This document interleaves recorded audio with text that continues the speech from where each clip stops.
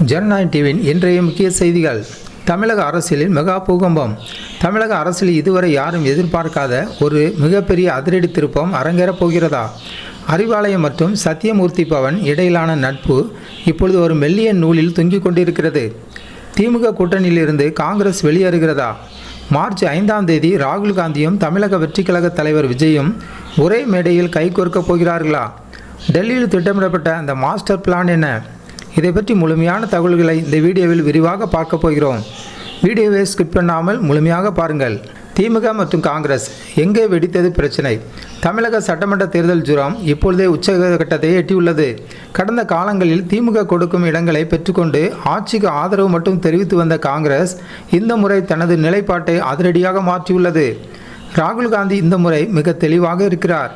வெறும் இடங்கள் மட்டும் போதாது, ஆட்சியில் பங்கு வேண்டும், அமைச்சரவையில் காங்கிரஸ் அமைச்சர்கள் அமர வேண்டும் என்பதுதான் டெல்லி மேலிடத்தின் கராரான உத்தரவு.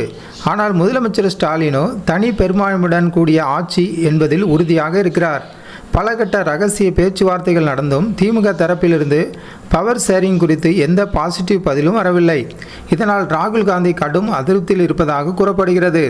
இனியும் பணிந்து போக முடியாது என்ற முடிவுக்கு காங்கிரஸ் வந்துவிட்டதையே தற்போதைய சூழல் காட்டுகிறது. ராகுல் காந்தியின் மாஸ்டர் பிளான். இப்பொழுது காங்கிரஸ் ஒரு வெயிட்டிங் கேம் ஆடத் தொடங்கியுள்ளது. வரும் மார்ச் முதல் வாரம் வரை திமுகவுக்கு காலக்கெடு விதிக்கப்பட்டுள்ளதாக தெரிகிறது. மார்ச் 5ஆம் தேதி ராகுல் காந்தி சென்னை வருகிறார். அன்று சென்னை புறநகரில் ஒரு பிரமாண்ட பேரணிக்கு காங்கிரஸ் திட்டமிட்டுள்ளது. இதில் கவனிக்க வேண்டிய விஷயம் என்னவென்றால், இந்த பேரணிக்கு திமுகவிற்கோ அல்லது மற்ற கூட்டணி கட்சிகளுக்கோ இதுவரை அழைப்பு விடுக்கவில்லை. இது காங்கிரசின் தனித்து நிற்கும் வலிமையை காட்டும் ஒரு சிக்னலாகவே பார்க்கப்படுகிறது. ஒருவேளை மார்ச் 2 அல்லது 3ஆம் தேதிக்குள் திமுக தரப்பிலிருந்து அதிகார பகிர்வு குறித்து உறுதிமொழி வராவிட்டால் தமிழக அரசியல் வரலாற்றிலே மிகப்பெரிய ஒரு சம்பவம் நடக்கப் போகிறது. அதுதான் ராகுல் மற்றும் விஜய் கூட்டணி. சோனியாவின் பிளான் பி. விஜயுடன் கைகோர்க்கும் காங்கிரஸ்.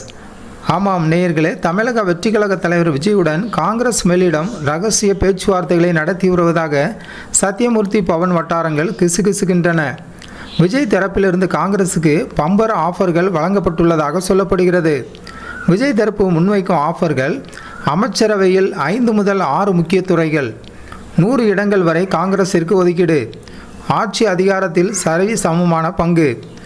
ராகுல் காந்தி என்ன நினைக்கிறார் என்றால், திமுகவை விட விஜய் தரப்பு காங்கிரஸை பலமாக மதிக்கிறது.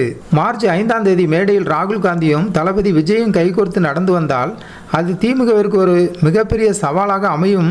சோனியா காந்தியின் இந்த பிளான் பி இப்பொழுது அறிவாலயத்தை யோசிக்க வைத்துள்ளது.